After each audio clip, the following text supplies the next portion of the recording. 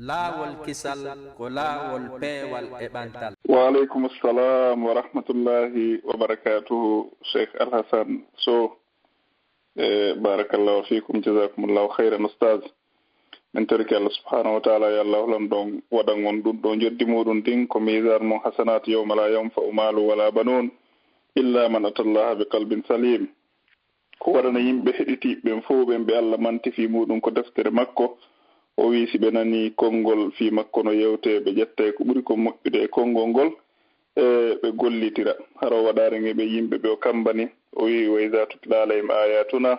qala asatirul awwalin be waday kolli juude mabbe din kati ko noppi mabbe be huccita be wi'a dum do koy tindi arambe haray ngel o weltanama fota musibbe julbe teddube hiden andintina be cernobe meden do wallahi be do gurna mabbe dan den tori Allah ya Allah lan don arsuko en wurugol no be do wuriri non haray wona mantugol be kono gurna mabbe dan ko hakkunde jangugol e jannugol e waajagol e tinnagol fi ka diina Allah do no fino ka yara yeso haray de ngandi be do hibe tawa cernobe meden atti be darade jannugol sonnabe ben fiyobe faamud ko ndu wiyete diina janna duhi ben fiyobe iwe majjere be arta e peewal yentori Allah subhanahu wa ta'ala ya Allah lon don arsuko be jurriyaaji lontotobe be e arsiken enen kadi hebugol gandal e arsiken kadi jiggol sifa ko be do yidi kon e yiden wadun don ma buri ko be do yidi e wakkilare sifa ko be wakkili kon haray be do ngurna mabbe dan wona yaltugol inna mi do fokkiti Amerique ma mi do fokkiti Japon ma mi do fokkiti to bal ko joodagol hakkunde jannugol ko leydi mudum faamina julbe ben diina mabbe kan yentori Allah yalla boynube hakkundeji meden kambe cernobe meden hedditibe men fo haray ala ko yewten fi ustaz Hasan sina hide weltani be fota den tori Allah weltanobe o anditana be buri enen ko anditan dembe kon amin ya Allah haray den andintina inshallah den yettande do lande seeda de tawta non jonde ne juuti haray den andi nyallangal fo kadi hibe programme ji darsuji haray en alaabe jogitade pandi den andintina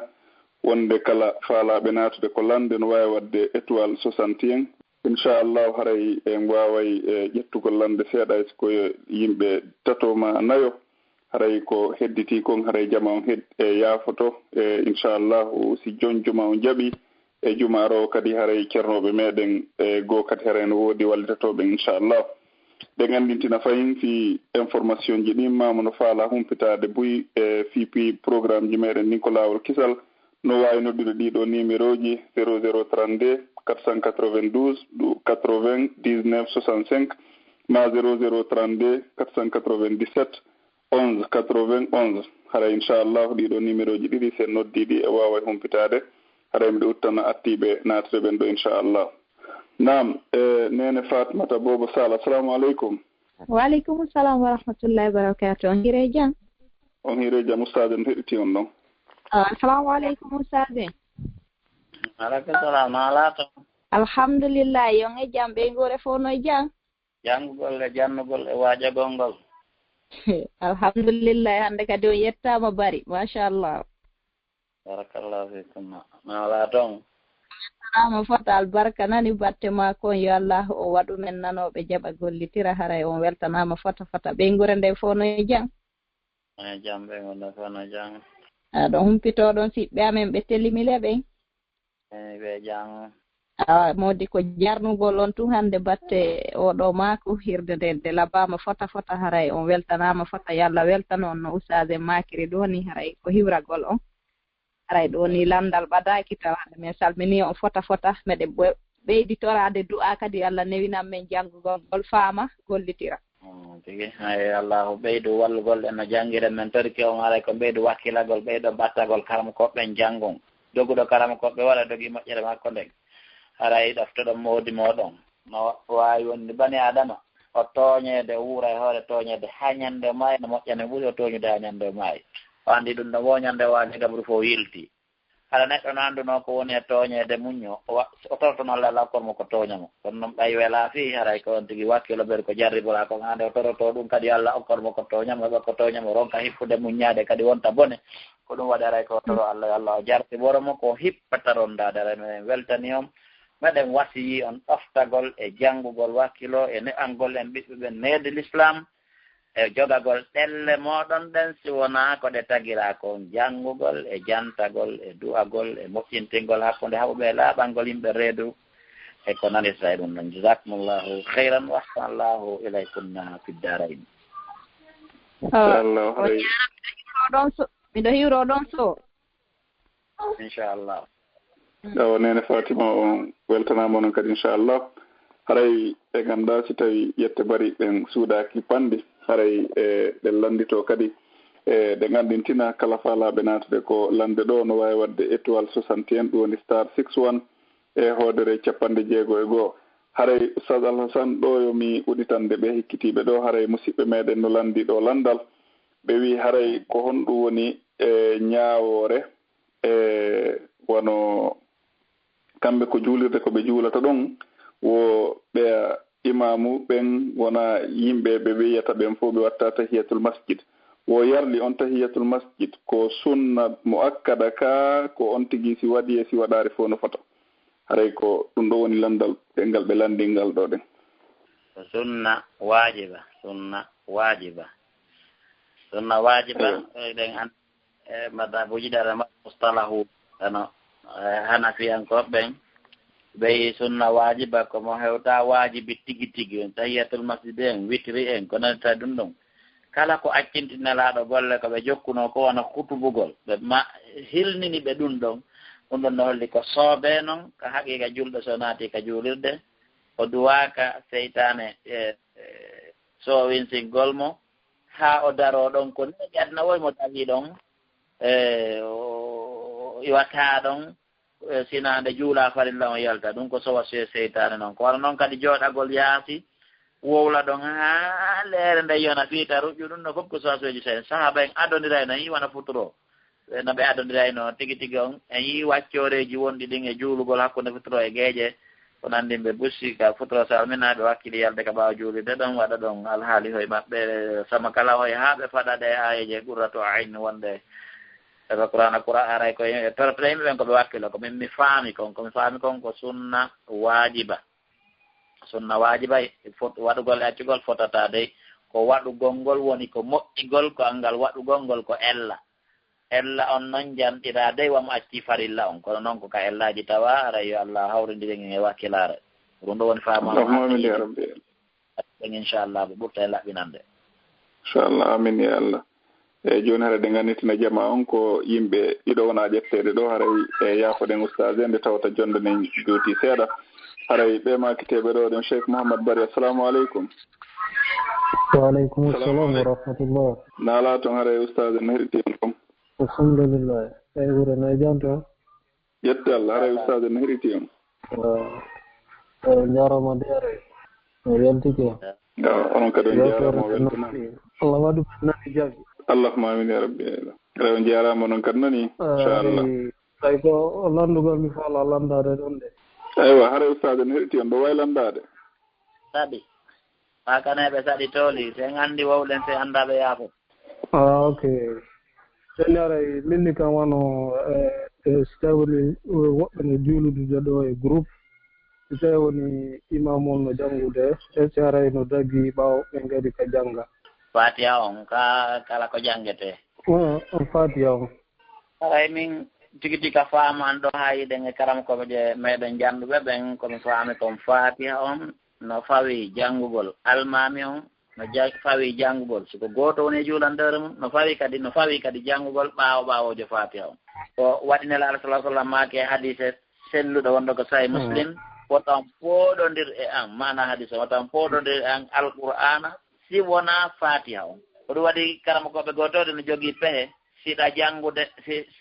imamu no janngude fatiha on an kadi ko a janngu fatiha on fof ɗon so wi alhamdulillahi rabbil alamina ko gayni rabbil alamina on an kadi wiya ɗon alhamdulillahi rabbil alamina ɗo yo wi arrahmani rahim wiya arrahmani rahim ɗo yo wi maliki yawmiddin kono noon aramo yeeso ma yaron noon ha ka amina fondoyon wala dalina on ɗon potton ɗon wi on amina deƴƴita woɓɓe noon no yii yawa ko sa wi amina o wiya pay noon nassu ala ko fewndo honto fatiha on janngete ɗum ɗon nelaɗo acciɗum e sahaba e goto ɓe janngo yetaki ɓe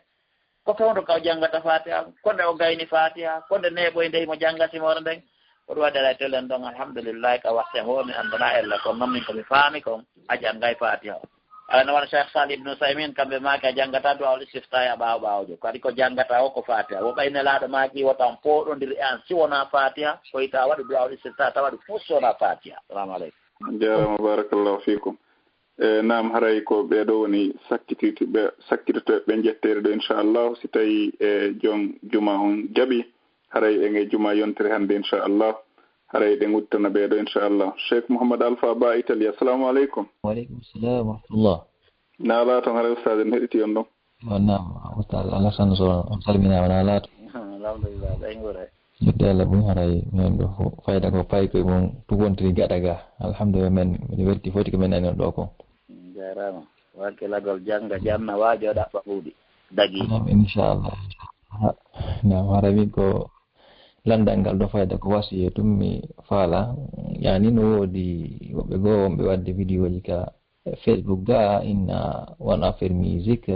na ko harmima ɗum inna sonnajo e modi mum feppali siɓe serti donc haray ko gorko o yaltata haccita ɗon sonnajo on ka galle haray ko noon tum faala manno men seeɗa ɓawi ɗin ɗon vidéo ji no circulde no waɗi jakasde ga moƴƴa fewn ɗo e sukaɓe jarama en tariki Allah jeyɗo l'islam jeyi en on yo joguintin en l'islam tariki Allah wawɗo jogui ɗon yo Allah ɓeydan en liman yo Allahu newnan en ɓurnen lahira e hoore aduna yo Allahu jokkin en annabijo selen jokkede direction jigo harana annabijo meɗen on sallllahu alayhi wa sallam yo Allahu andintin en lahira o jonna en doole jokkugol lahira ko waɗa e dawil aydi wal absar fi lahira o aɗa ɗon kadi komi wasiyoto on onon duhiɓe ɓen taho yo ɓeydu hulugol Allah ɓeydon nunɗugol ɓeydon jogitagol nde ɓe ngure moɗon jogitala ɓe diina Allah kan wakkiloɓe janga siɗon hippa onon tigi jannomɓe tawi on hippata saabu angal wawde jangugol ma saabu angal marde tan hara jonnomɓe mo hooli ɗon waɗonɓe kadi ka hooli ɗon fiiɗon hoolima har kadi naɓe wondu ka hulɓini koɓe wondu kadi ka holni ka fiiɓe jange ɗon ɓe janga diina kan ɓe faama ka faamugol diina ɗuytana e neɗɗo aduna naɓamo lahira haray kadi ko noon en torike sonnaɓe en wasiike ɓe ɓeydu wakkilare ɓe ɓeyda hulugol Allah ɓe anda si lamɓe aduna ɓen fof moɓodiri jonniɓe haqqe moɓe jeeya kamɓe sonnaɓen dagantakoɓe no waɗi wonɓe boy sikkayɓe ɓay ko laamu ngun ɓay ko justice o ñaawi jonniɓe haray dagike haysi dagaki nelaaɗo alayhi salatu wassalam no ñaawayno hakkunde fewndo ɓe wuuri ɓe gayni sifaade ɓe ñaawi ɓe maaka komi ñaawi koko sifi ɗon kon e kene ko woni e kene kon ko oɗo mari goonga e hoore oɗo no waawi noon hara koka sifagol oya ɓuri oya waawde sifaade ɓe maaki kala momi ñaawani haqqe mo siɗɗo makko tawana kanko jeymo yo anndu ko huntere yiite mi jonnimo yo liɓu ɗo kisaaɗo yaade kala kala ko ɗum woni yo yiltito yo he ko min tooñi o laɓɓina ko ɗum woni banndiraaɓe meɗen ɓen kadi yoɓe anndu ko haldi fotti e leyɗeele ɗe ɓe woni toon kon haldi fotti hay si timmi haldale fottale temetere e huunde wootere nden si lundike deftere Allah nden ma lundike sunnanelaaɗo on ko meere noon ko ɗum wiyetee baatil iɗon anndi ko alhaqqu wal batil nelaaɗo maaki noon sartiiji julɓe ɓen no kawre sartiiji muɗum si wonaa sarti daginɗo ko harmima harmini ko dagi ɗum ko meere ɓe maa kadi si woni sartiiji temedere tawi ɗi lundi alqur'ana ko ɗi meere hay sonnaɓe wota jaɓu bani adama ɗimmo maɓɓe ɗayna ɓe harminana ɓe ko dagi ma daginana ɓe ko harmi no waawi toode neɗɗon sino anndi no harmi no dagi o jaɓii ko harmi kon o tertike ko dagi kon no waawi wonde ara o rewi on daginanɗo mo ɗon ma on harminanɗo ɗon ɓayɗen anndi ittahadu ahbarahum wa ruhbanahum arbaba min dunillah ndenelaaɗo janngi ɗum ɗon tigi tigi Adi ibn Hatim tawi sanadu on selli o maa kono ha nelaaɗo minen nde men sujjantaaɓe men ruƴƴantaaɓe ka raɓɓindegol nelalandi ene si ɓe daginiino ko harmi ma ɓe harmini ko dagi on daginta harmi noon o yawi o nelaɗa ko ɗum woni rewgol ɓe awi Allah dandu julɗo iwgol ka men ɗo yaha ka leyɗele ton e rewoygol yimɓe yedduɓe Allah ɓe jaɓa alqur'ana e sunna hay batte e huwondire maɓɓe nden welataɓe a julɗon a wa'ude wa julɗan kaako koye a wa'uwa si a sansa e seeɗa fayda wano gelorɗen noon yo Allah dandu julɗo iwtorgol ɓaawa ɓeeɗo ɓe immoyo darngal taa ko ɓeeɗo wonata yeeso ma tawa kadi déjà ɓe ɓurduma wa a rewnoɓe wonɗa rewɗoɓe kamɓe woni Allah maɗa yo Allah dande ɗum ɗon haɗa tore sonnaɓe julɗuɓe ɓanginaneɓe waajeɓe tindineɓe diina maɓɓe kan hollonɓe ko nafata ɓe kon aduna wo lahira wo koɓe julɓe haysi ndondi buy waalinoke hoore julɓere nden siko julɓere wiyeton ma julɓere haray hani julɓere nden no mari yiite si nde wuttama nde huɓɓay julɓere liman nden no ka ɓerɗe julɓe ɓen si woni ha élément ji iman ɗi jillodiri e ɓernde nden ko ɓuri heewde kon ɗanata ko ket amma noon ko korni e ndondi no waalo hoore mum haara yiyata ko few anndo awa julɓere nden no nder ton kono si nde wuttama wifaama wakkilama nde hewtoyte huɗo walline hoore mum tum huɓɓa en toriki Allah wawɗo jogii ɗon yo allahu newnan en janngen qur'ana daginen ko qur'ana dagini kon harminen ko qur'ana harmini kon waɗɗinen ko qur'ana waɗɗini kon hooloɗen ko qur'ana fodi kon hulen ko qur'ana kambi kon o waɗana en alqur'ana awwoka yawmal qiyamati nde ardo en haa ka aljanna yo Allah waɗan en no danda en yiite wassalamu aleykum wa rahmatullah. aleykum assalam wa rahmatullahi wa barakatuh. barakallahu fikum ustad. haray wallahi on weltanama fota haray de watta micro on e juuɗe yumma meɗen hajja fatmata ñippi si tawi no woodi ko ɓe faala makude inchallah ɗo en waynodirde haray jama on fof hino weltana hino jarna ɓe weltano oustad Alhassane Moƴƴa haray hajji en si tawi ɗum takko ɗo mi watti micro nge soke mo inchallah. naam aleykum salam wa rahmatullahi wa barakatuhu. Oustad Alhassane assalamu aleykum. waaleykum salam wa janala toon janto alhamdulillah on jarama on weltanama en du'anama yallah subhanahu wa ta'ala on waɗan on joddinde joddi aljanna albaraka boy haray mi ala landal haray koko ɓeeɗo landino kon ɗon falano ɓeyduto ɗon seeɗa kono ɓe Allah waɗi ɓeeɗo yewti par ce que haray ni woɓɓe kadi no wurti ka réseau sociaux ji ɗo ko haray ko fulɓe ɗimmoɓe men hina ɓeega haray ko ustasi won nodditiɓe ustasiɓe woni ko yaltinini kadi no yewtude ɗon wondema haray debbo e gorko salmodirgol ɗum natana piiji boy tigi tigi on nani ko sifotako ko ngalɗini haray ko ɗum falno yon wasio seeɗa kono ɓay yallade har ɓeeɗo landike donc ko sabu na nini ɗum ɗon kadi ɓen ɗon kadi nini no mari tan no jooɗi tun no adda ɓay noon ne andirɗen ɗon haray yimɓe ɓe buy ko suga ɗum ɗon faalete nanude kala ko jooma gande en haaɗi kamɓe ɓe ara ɓe ɓe ɗumanno innugol musique moƴƴa ɓe adda hadisaje ɓe adda ayeje qur'ana wona kadi ko ɓe inni ɗon wondema haray si debbo e gorko haaɓi haray ko debbo nduwa e gorko nduwa yaltude accida o yawge suudu makko ndun e fof ɓe addi ɗon kadi aya qur'ana donc ande ɗum ɗo majjina yimɓe surtout ɓe jangga ɓe wonande ɓe towa gande haray no ɗumanni moƴƴa noon kono yewtuɗen hajja ɗo subahatuji ɗin ko ɗum wiyete subahat ko ɗum wiyete subahat ko ɗum waɗi wiɗen hay son tigi yiɗi gonga on o jokki yimɓe gonga ɓen so andali dalil gonga on haray o metta yiilude haray ɓay Allah waɗi réseau sociaux ji ɗin hannde eno onon hajja en ɗon e groupe moɗon e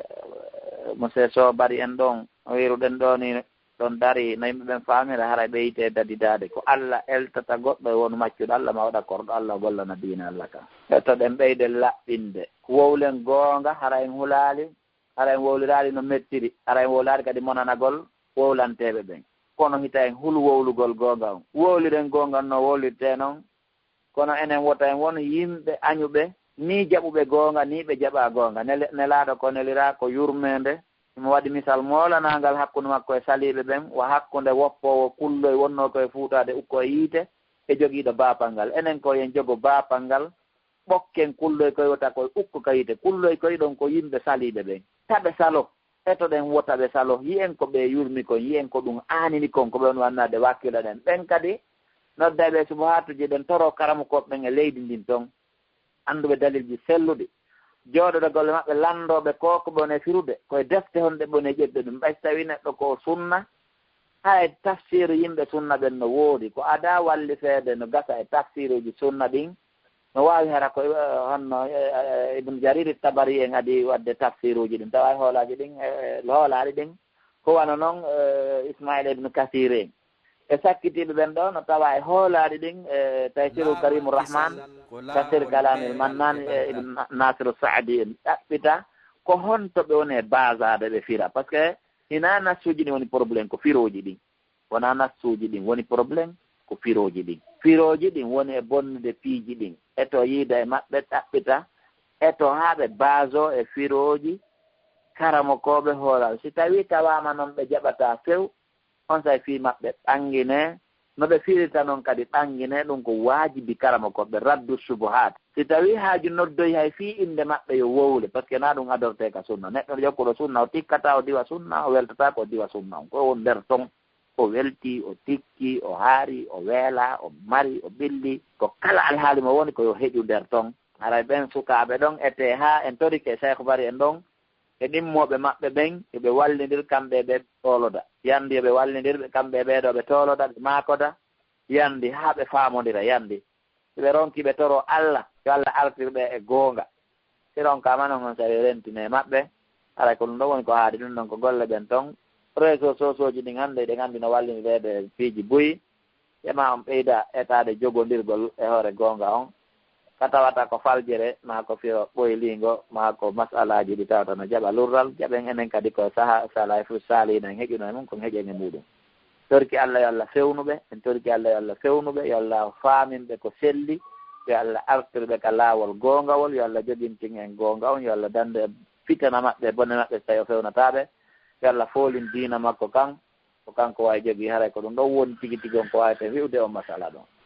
sa on jarama albarka moɗon yo Allah waɗu joddindigal janna albarka joni haray min acci tan mbay jemmi seeɗa foto ɗara min salmini ɓengure nden ɓe fof maɓɓe toon inchallah haray sala sana on jarama o weltanama inchallah haray on jarama fotono inchallah haray ɓe yaltiɗo haray jama on fof weltanama inchallah haray meɗen wiya noon ko saɗimoɗon ko tooli ko laawol kisal duhiɓe hisuɓe ko laawol kisal sonnaɓe hisuɓe haray si jon juma on jaaɓi inchallah haray en e juma yontere hannde kadi haray hiɗe weltano jama on fof batte wakkilareji ɗin hiɗen toro jama on ɓeydugol janngugol wota e wonu yimɓe heɗotoɓe ko réseau sociaux ji tun wota e wonu yimɓe heɗotoɓe tun enen kadi woni yimɓe janngoɓe janna wono nelaɗo makire noon hayrukum man ta'allama alqur'ana wa allamahu ko ɓuri moƴƴude e moɗon e yimɓe ɓen fof ko ngannduɗo deftere Allah nden o anndini kadi haray noon gande ɗen fof ko deftere Allah nde woni ko adi haray ko tokkiti kon ɗon haray mo wawi deftere Allah nden o waway kadi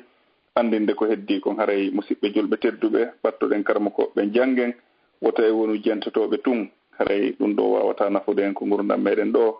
hiɗen hatta o fewno ɗo hiɗen andintina inchallah haray tawi ko ɗum Allah muuyi haray nge juma inchallah mbiɗa wiya noon fof yo Allah hulan ɗon windan on baraji ɗin